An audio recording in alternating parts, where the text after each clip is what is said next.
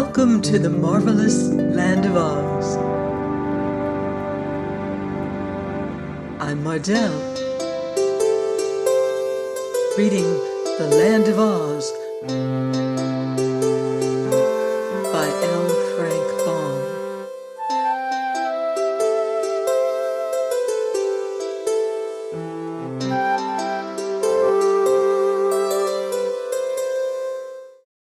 Chapter 5. The Awakening of the Sawhorse. The Sawhorse, finding himself alive, seemed even more astonished than Tip. He rolled his naughty eyes from side to side, taking a first wondering view of the world in which he had now so important an existence. Then he tried to look at himself, but he had indeed no neck to turn, so that in the endeavor to see his body, he kept circling around and around without catching even a glimpse of it. His legs were stiff and awkward, for there were no knee joints in them, so that presently he bumped against Jack Pumpkinhead and sent that personage tumbling upon the moss that lined the roadside. Tip became alarmed at this accident, as well as at the persistence of the Sawhorse in prancing around in a circle, so he called out, "Whoa! Whoa there!" The Sawhorse paid no attention whatever to this command, and the next instant brought one of its wooden legs down upon Tip's foot so forcibly that the boy danced away in pain to a safer distance, from where he again yelled, "Whoa! Whoa, I say!" Jack had now managed to raise himself to a sitting position, and he looked at the Sawhorse with much interest. "I don't believe the animal can hear you," he remarked. "I shout loud enough, don't I?" answered Tip angrily. "Yes, but the horse has no ears," said the smiling Pumpkinhead. "Sure enough," exclaimed Tip, noting the fact for the first time. "How then am I going to stop him?" But at that instant the Sawhorse stopped himself, having concluded it was impossible to see his own body. He saw Tip, however, and came close to the boy to observe him more fully.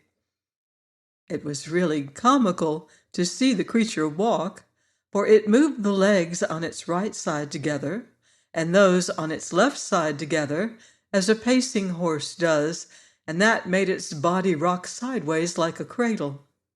Tip patted it on the head and said, "Good boy, good boy," in a coaxing tone, and the Sawhorse pranced away to examine with its bulging eyes the form of Jack Pumpkinhead. "I must find a halter for him," said Tip, and having made a search in his pocket, he produced a roll of strong cord. Unwinding this, he approached the Sawhorse and tied the cord around its neck, afterwards fastening the other end to a large tree. The Sawhorse, not understanding the action, stepped backward and snapped the string easily, but it made no attempt to run away. "He's stronger than I thought," said the boy, "and rather obstinate, too." "Why don't you make him some ears?" asked Jack. "Then you can tell him what to do." "That's a splendid idea," said Tip. "How did you happen to think of it?" "Why, I didn't think of it," answered the Pumpkinhead. "I didn't need to, for it's the simplest and easiest thing to do." So Tip got out his knife and fashioned some ears out of the bark of a small tree. "I mustn't make them too big," he said as he whittled, "or our horse would become a donkey." "How's that?" inquired Jack from the roadside. "Why, a horse has bigger ears than a man, and a donkey has bigger ears than a horse," explained Tip. "Then, if my ears were longer, would I be a horse?" asked Jack. "My friend," said Tip gravely, "you'll never be anything but a pumpkinhead, no matter how big your ears are." "Oh," returned Jack, nodding, "I think I understand." "If you do, you're a wonder, remarked the boy, but there's no harm in thinking you understand. I guess these ears are ready now. Will you hold the horse while I stick them on? Certainly, if you'll help me up, said Jack. So Tip raised him to his feet, and the pumpkin head went to the horse and held its head, while the boy bored 2 holes in it with his knife blade and inserted the ears. "They make him look very handsome," said Jack admiringly, but these words, spoken close to the sawhorse, and being the first sounds he had ever heard, so startled the animal that he made a bound forward and tumbled Tip on one side and Jack on the other. Then he continued to rush forward, as if frightened by the clatter of his own footsteps. "Whoa!"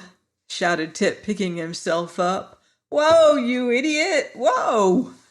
The sawhorse would probably have paid no attention to this, but just then it stepped a leg into a gopher hole and stumbled head over heels to the ground, where it lay upon its back, frantically waving its 4 legs in the air. Tip ran up to it.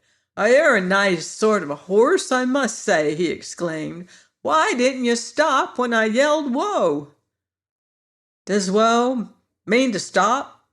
asked the sawhorse in a surprised voice, as it rolled its eyes upward to look at the boy. "Of course it does," answered Tip. "And a hole in the ground means to stop also, doesn't it?" continued the horse. "To be sure, unless you step over it," said Tip. "What a strange place this is!" the creature exclaimed, as if amazed. What am I doing here, anyway?" "Why, I've brought you to life," answered the boy, "but it won't hurt you any, if you mind me and do as I tell you." "Then I will do as you tell me," replied the sawhorse humbly. "But what happened to me a moment ago? I don't seem to be just right some way." "You're upside down," explained Tip, "but just keep those legs still a minute, and I'll set you right side up again." "How many sides have I?" asked the creature wonderingly.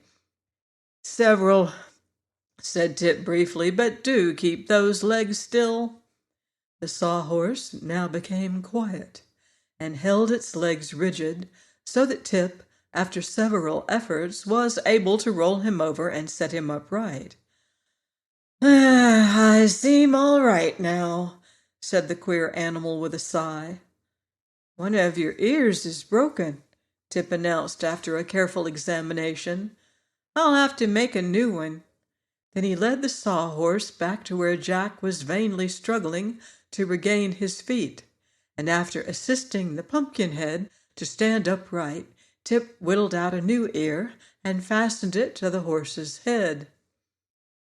"Now," said he, addressing his steed, "pay attention to what I'm going to tell you.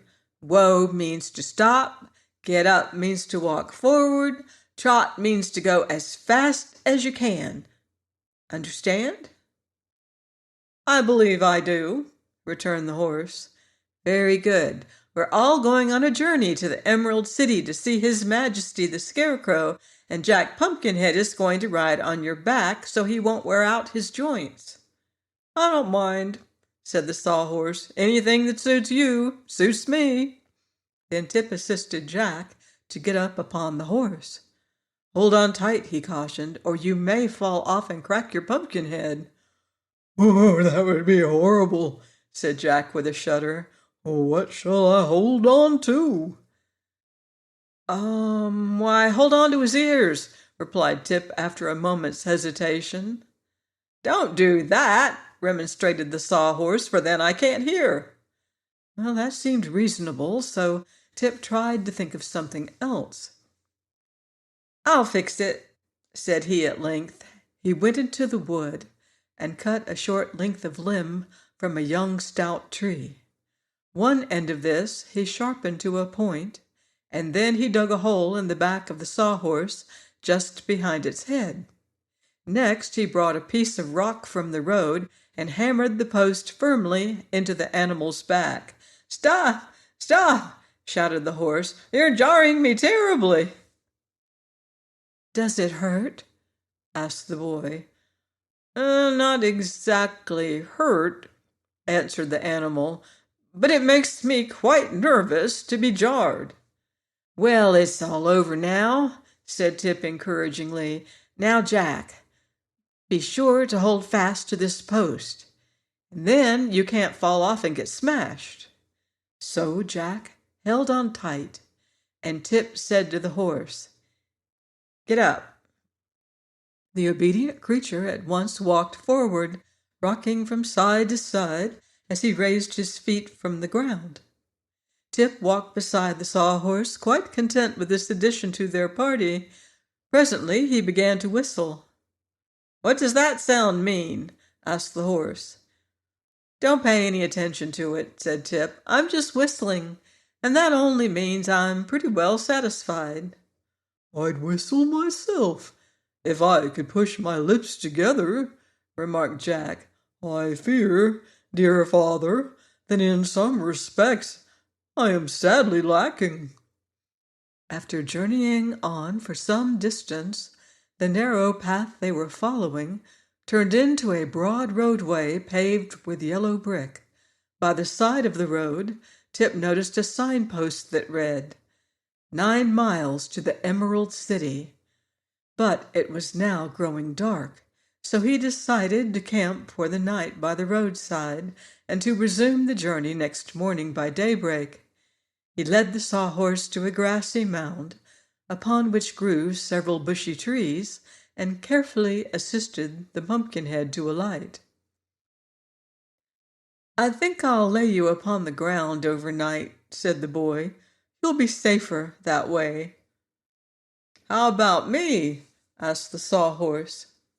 It won't hurt you to stand, replied Tip, and as you can't sleep, you may as well watch out and see that no one comes near to disturb us. Then the boy stretched himself upon the grass beside the pumpkinhead, and being greatly wearied by the journey, was soon fast asleep. Please join me next week for more magical adventure on the marvelous land of Oz. Goodbye for now. See you in Oz.